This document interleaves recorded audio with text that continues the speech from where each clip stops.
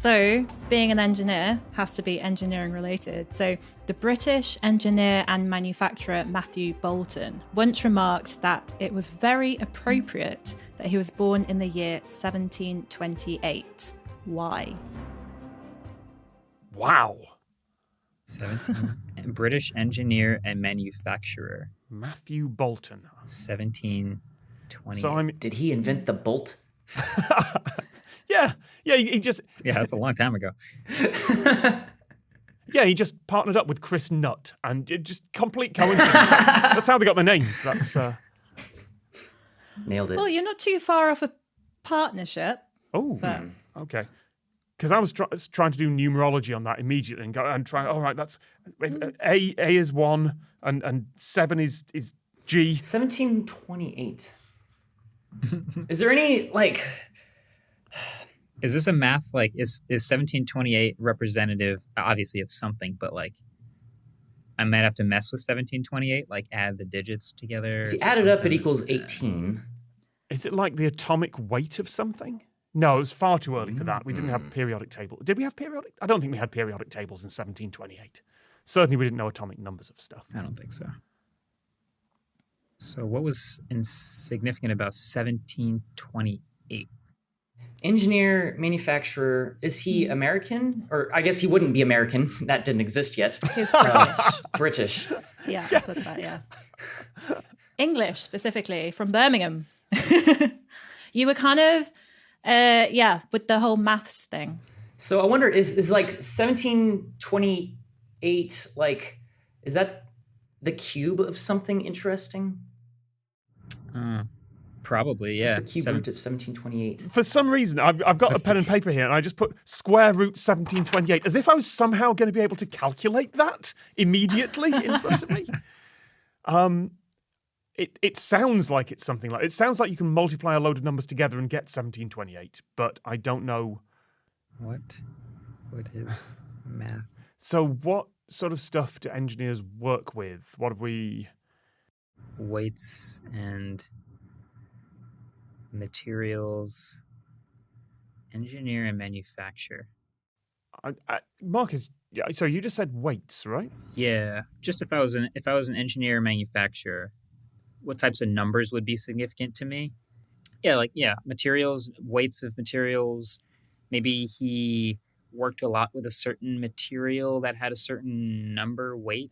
I was thinking like the number of inches in a mile or something like that. I mean, we've got two Americans here, so like, with your systems that I don't understand, do any of those multiply together to 1728 or something like that? I will say that the cube root of 1728 is 12. Did you just calculate that, or did you just? I Have a calculator? Okay, right. I don't know. Is that cheating? So it's 12 times 12 times 12. So. Oh, so that's his birthday? Or birthday. Is this some like old imperial measurement that's like was you take 12 times 12 times 12 something, and that becomes a Flurgelschnitz or something like that? I don't know. Sorry. How many stones make up a kilogram? Like a 2x4 is like you probably measure some block or something in like 12 inches, like some cube. Does he work with cubes? I guess is my question. Yes. Okay. There are 1,728 cubic inches in a cubic foot. Yes! Oh! Sorry, I got very excited there.